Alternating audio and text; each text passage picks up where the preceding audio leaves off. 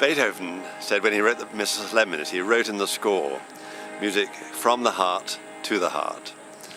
And I think that's why these youth orchestras are the most important element of music making in the country.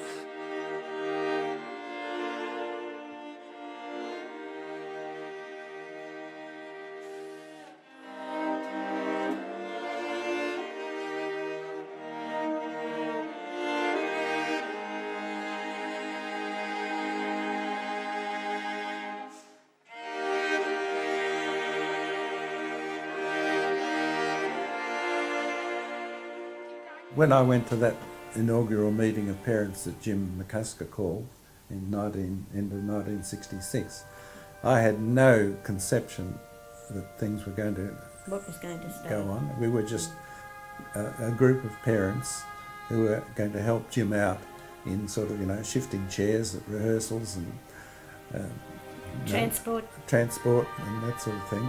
Above all, I just remember the parents, the committee, Mr. Gilby, Mr. Hauptmann, and Doug Anthony's wife. She was the president of the Canberra Symphony Orchestra then, and there was tremendous support all round for everything we did.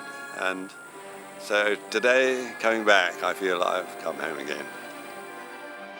And it was really Andrew McCullough, when he came, he was the one that knew what an orchestra could be like. I was the conductor of the youth orchestra from 66 to 70, or 67 to 70 probably, and I left to go back to England where I wanted to keep on playing my clarinet. Before I left, I don't want to interrupt your rehearsal for 1 minute, I just want to hear you, and that's what I'm so excited, but I was given this little flag when I left, and I bring it back to you. It's like coming home again for me here. I had 2 children born in Australia. I play my clarinet every day, but thank you for letting me come. And thank you for letting me hear you play.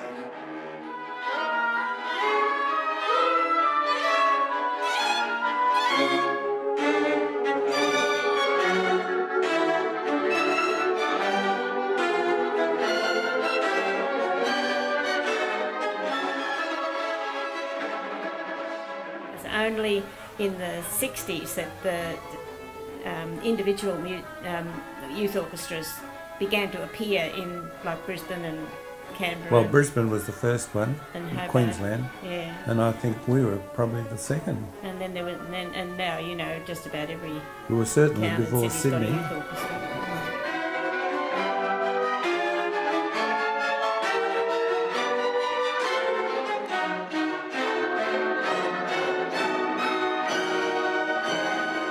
The standards are now very much higher than they were in those early days.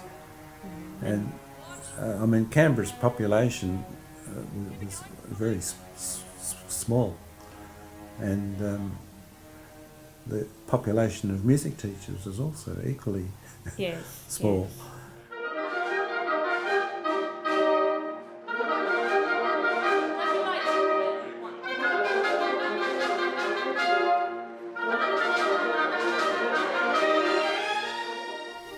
It's a very intangible sort of pleasure.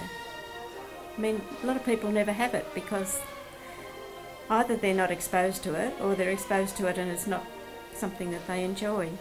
And being an instrumental player these days requires a lot of grit and determination because many things can be accomplished in a very short time, but not in music. You've got to really work, a lot of discipline to practice.